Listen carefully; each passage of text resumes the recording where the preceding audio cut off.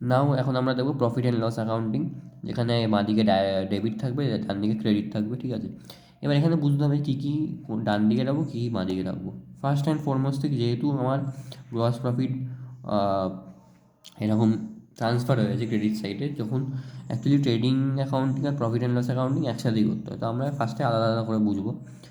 তো gross profit হচ্ছে ডান দিকে থাকবে, ক্রেডিট সাইডে থাকবে। আচ্ছা, গ্রস প্রফিটে কী থাকে, সরি গ্রস প্রফিট বলছি, ক্রেডিট সাইডে কী বলছি, হ্যাঁ, ক্রেডিট সাইডে গ্রস প্রফিট থাকবে, বলো। আচ্ছা, ক্রেডিট সাইডে কী কী থাকে? ক্রেডিট সাইডে থাকে রিসিভড ইনকাম, মানে যে টাকাটা আমার কাছে আসছে, ঠিক আছে। আর ডেবিট সাইডে কী থাকে? ইনডাইরেক্ট এক্সপেন্সেস আর অল লসেস, ঠিক আছে। বেসিক্যালি এটা প্রফিট সাইড, এটা লস সাইড, এরমভাবে বুঝলেই আমরা বুঝতে পারবো, ঠিক আছে। তাহলে ডেবিট সাইডে কী থাকবে? টু স্যালারিস, ঠিক আছে, স্যালারিস থাকবে। রেন্ট, রেটস, ইনডাইরেক্ট এক্সপেন্সেস হবে হচ্ছে প্রফিট অ্যান্ড লসের কাজ। আর ডাইরেক্ট এক্সপেন্সেস কিসে ছিল? ট্রেডিং অ্যাকাউন্টের কাজ, হলো। ডেপ্রিসিয়েশন ভ্যালু, আচ্ছা মনে রাখতে হবে এই ডেপ্রিসিয়েশন ভ্যালু কিন্তু কিছু থেকে মাইনাস করতে হবে না, ঠিক আছে। কারণ প্রফিট অ্যান্ড লসের তো কোনো ক্যাপিটাল নেই যেখান থেকে আমরা ডেপ্রিসিয়েশন মাইনাস করতে হবে, সেটা নয়। এখানে ডেপ্রিসিয়েশন যদি কিছু দেওয়া থাকে, আচ্ছা bad debts, it will be debit side, on the debit side, ঠিক আছে। নেট প্রফিট, এটা আমায় ক্যালকুলেট করতে হবে, যদি এদিকে নেট লস হয়, যেমন একই জিনিস, কনসেপ্ট একই, গ্রস প্রফিট আর গ্রস লসের মতো ক্যালকুলেট করে নিতে হবে, ঠিক আছে। ইন্টারেস্ট রিসিভড অন ডিসকাউন্ট, তাহলে এটা আমার কাছে একটা প্রফিট টাইপ, ঠিক আছে। যে টাকাটা আমি রিসিভ করছি, that will be on the right side. আর যে টাকাটা আমার থেকে লস হয়ে যাচ্ছে, that will be on the left side. একটা অঙ্ক দেখি, ঠিক আছে। স্যালারিজ দেওয়া আছে, রেন্ট দেওয়া আছে, লস বাই অ্যাক্সিডেন্ট, তার মানে ইট will be on the left side. Bad date left side. Interest on capital, ঠিক আছে, ইন্টারেস্ট অন ক্যাপিটালও হচ্ছে আমার লেফট সাইড, ঠিক আছে। It is a loss actually, interest on capital. Depreciation machinery, loss একটা, so left side. General expenses obviously left side, কারণ general এক্সপেন্সেসই profit and লসে থাকে। আচ্ছা, ডিসকাউন্ট অ্যালাউডও লেফট সাইড, ঠিক আছে, কারণ ওটা একটা লস, তো আমি ডিসকাউন্ট দিয়ে দিচ্ছি, আমার লস হচ্ছে, যে ডিসকাউন্ট দিয়ে দিচ্ছে অবভিয়াসলি। গ্রস প্রফিট 20,000, সে গ্রস প্রফিটটা বলে দেওয়া আছে, ভালো কথা। তাহলে আমি গ্রস প্রফিটটা সবচেয়ে প্রথম ডান দিকে লিখে নিলাম, হয়ে গেল। টু স্যালারিজ ফার্স্ট কাজ লিখে নিলাম, rent, accident, bad dates, interest, depreciation, general expenses, discount. তাহলে আমি কী করবো? সেম জিনিস, এটা চাপা দিয়ে দিই, আমি দেখবো কোনটা বেশি, দেখেই বোঝা যাচ্ছে 20,000 ইজ মোর দ্যান দিস, তাহলে 20,000 আমি লিখে দিলাম, মানে এইদিকে টোটালটা, আর কিছু নেই তো, 20,000 লিখলাম, বোথ সাইডে লিখে নিলাম। এবার আমি এটাকে ব্যালেন্স করার চেষ্টা করবো। কী করে ব্যালেন্স করার চেষ্টা করবো? লেফট ব্যালেন্সটা যেটা বার করবো, লেফট ব্যালেন্স কী করে বার করবো? 20,000 minus total of this, 20,000 minus total of this করলে হচ্ছে আমার দিস ভ্যালু, আর এটাকেই আমি কী বলি? নেট প্রফিট, ঠিক আছে। যদি এটা হতো যে এইটা বেশি, ঠিক আছে, মানে ডেবিট সাইডটা বেশি আসছে, ক্রেডিট সাইডটা কম আসছে, তখন কী হতো? এটা নেট প্রফিটে যেত জিনিসটা, তাই তো? এটা সিম্পল জিনিস, ঠিক আছে। এবার আমরা একটা এমন অঙ্ক দেখবো যেখানে অ্যাকচুয়ালি আমাদের মানে এরম টাইপের অঙ্ক আসবে, যেখানে আমার ট্রেডিং অ্যাকাউন্ট আর প্রফিট অ্যান্ড অ্যাকাউন্ট একসাথে করতে হবে, ঠিক আছে। তো বলে দিয়েছে এখানে কিছু ডেটা দেওয়া আছে, prepare trading and profit account on 31st March 2019। তাহলে দেখো, স্টক 1 April 2018, আচ্ছা 1 April মানে কি? ওপেনিং স্টক, ঠিক আছে। স্টক অন 31st March মানে কি? এটা ক্লোজিং স্টক, ঠিক আছে। সেলস দেওয়া আছে, সেলসের রিটার্ন দেওয়া আছে, ভালো কথা। পারচেসেস দেওয়া আছে, পারচেসের রিটার্ন দেওয়া আছে, বুঝে গেছি এই অবধি। ফ্রাইট ইনওয়ার্ডস দেওয়া আছে, ফ্রাইট ইনওয়ার্ডস মানে ডাইরেক্ট এক্সপেন্স, আউটওয়ার্ডস মানে indirect expense. Sales and wages indirect expense, but wages and salaries, sorry, salaries and wages হচ্ছে indirect expense, but wages and salaries হচ্ছে আমার direct expense. Wages and salaries হবে, ঠিক আছে।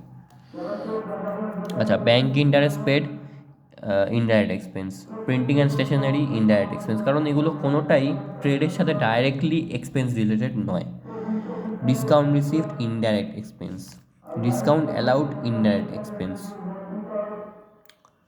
ঠিক আছে। অডিট ফিস ইনডাইরেক্ট এক্সপেন্স, ট্রেড ফিস বা trade expense that is a direct expense, ঠিক আছে। এবার একটা কথা হলো যে যেখানে যদি কোনো অঙ্কে যে ট্রেড এক্সপেন্সও দেওয়া আছে, জেনারেল এক্সপেন্সও দেওয়া আছে, তখন আমার ট্রেডটা কিন্তু as if normal direct expense হিসেবে কাজ করবে। কিন্তু যেখানে জেনারেল এক্সপেন্স দেওয়া থাকবে না অঙ্কতে, সেখানে আমি ধরে নেবো যে trade expense is my indirect expense, ঠিক আছে। তো এই অঙ্কে আমি দেখলাম জেনারেল এক্সপেন্সেস দেওয়া নেই, তাহলে এই অঙ্কের জন্য আমার ট্রেড এক্সপেন্স অ্যাকচুয়ালি কী হবে? ইনডাইরেক্ট এক্সপেন্স, ঠিক আছে। বলো। তাহলে ফার্স্টে আমার যেটা করতে হবে, তাহলে ফার্স্টে মনে রাখবো আমরা, ফার্স্টে আমার ট্রেডিং অ্যাকাউন্টের কাজ হবে। কারণ ট্রেডিং অ্যাকাউন্টেই যে আমি গ্রস প্রফিট বা গ্রস লস পাবো সেটা ট্রান্সফার হয়ে যাবে, ঠিক আছে? গ্রস প্রফিট পাবো, অ্যাকচুয়ালি গ্রস প্রফিটটা নিয়েই কাজ হবে। তাহলে সেটা ট্রান্সফার হয়ে যাবে কোথায়? প্রফিট অ্যান্ড অ্যাকাউন্টে, প্রফিট অ্যান্ড লস অ্যাকাউন্টে, তাই তো? তাহলে আমার ফার্স্টে কী দেওয়া আছে? আমার ওপেনিং স্টক দেওয়া আছে, ওপেনিং স্টক দেওয়া আছে 50,000, এটা আমার ফার্স্ট কাজ।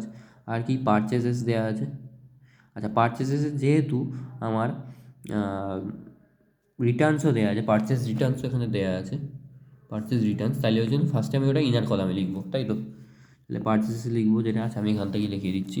পারচেসেস দেওয়া আছে, পারচেসেস রিটার্নস দেওয়া আছে। তাহলে এটা করলে কী হবে? ইনার কলামে সাবস্ট্রাকশন করে নিলে আউটার কলামে আমি মেন অ্যাকাউন্ট মানে ব্যালেন্সটা লিখবো, মানে মেন অ্যামাউন্টটা লিখবো যেটা আমার লাগবে টোটাল ক্যালকুলেট করতে। তাহলে এটা হয়ে গেল। আচ্ছা, এবার আমি চলে যাব যে আমার ক্রেডিট সাইডে কী করতে হয় ট্রেডিংয়ের জন্য। ফার্স্টেই আমার সেলস লিখতে হয়, সেলসের রিটার্নস করে নিলাম, হয়ে গেল। আর কি লিখতে হবে? ক্লোজিং স্টক, ঠিক আছে? তাহলে আমি এটা এটা পেয়ে গেছি, হয়ে গেছে। আচ্ছা, ফ্রাইট ইনওয়ার্ডস হচ্ছে যেহেতু আমার ডাইরেক্ট এক্সপেন্সেস, তাই ডাইরেক্ট এক্সপেন্সেস আমি সবসময় ট্রেডিং অ্যাকাউন্টে লিখব, হয়ে গেল। তাহলে ট্রেডিং অ্যাকাউন্টের কাজ আমার হয়ে গেল। আচ্ছা, গ্রস প্রফিট রেট এখন চাপা দিয়ে দিই। তাহলে আমি দেখবো যে কোনটা বেশি আসছে, এইটা নাকি এইটা। আমি দেখলাম এটা বেশি আসছে, তাহলে এটা লিখে নিলাম টোটালটা, বোথ সাইডে টোটালটা লিখে নিলাম, হয়ে গেল।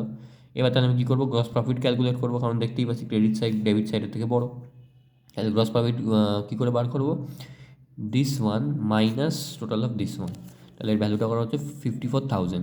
এইবার এই যে গ্রস প্রফিটটা, this will be transferred, this will be transferred in the profit and loss account, ঠিক আছে? প্রফিট অ্যান্ড লস অ্যাকাউন্টে এটা কোন সাইডে আসবে? প্রফিট সাইডে, বা মানে অ্যাকচুয়ালি ক্রেডিট সাইডে আসছে। তাহলে এই যে আমি লাইনটা খিঁচে দিয়েছি, তো এই লাইনটার পর থেকে প্রফিট অ্যান্ড লস অ্যাকাউন্টিং, ঠিক আছে? তাহলে গ্রস প্রফিট একদম ফার্স্ট অ্যান্ড ফরমোস্ট থিং লিখে নিলাম 54,000। Discount received is a credit side part, ঠিক আছে? কারণ ওটা আমি টাকাটা পাচ্ছি, রিসিভেবল মানি বা রিসিভড হচ্ছে যে মানিটা, হয়ে গেল 9,000।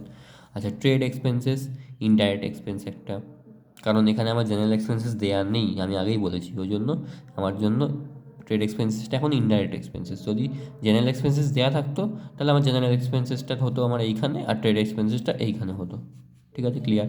স্যালারিজ অ্যান্ড ওয়েজেস 30,000, সব দেওয়া আছে, হ্যানা টানা এগুলো বলেই দিয়েছি। তাহলে এখান থেকে আবার সেই নেট প্রফিটের আগে আমি দেখে নেবো কোন সাইডটা বেশি আছে। আমি দেখতেই পাচ্ছি আমার এই সাইডটা বেশি আছে, লিখে দিলাম। তাহলে আমার নেট প্রফিট ক্যালকুলেট করবো, নেট প্রফিট ক্যালকুলেট করলে এবার হচ্ছে 5,700। কী করে বের করলাম? This one minus total of this one. Profit and loss অ্যাকাউন্টেরই জিনিসটা করতে হবে, কিন্তু আমি কিন্তু এই সব ভ্যালু নেবো না কিছু, এটা যেন খেয়াল থাকে যখন নেট প্রফিট বার করছি। So this amount minus total of this one করলে এটা পেয়ে যাবো।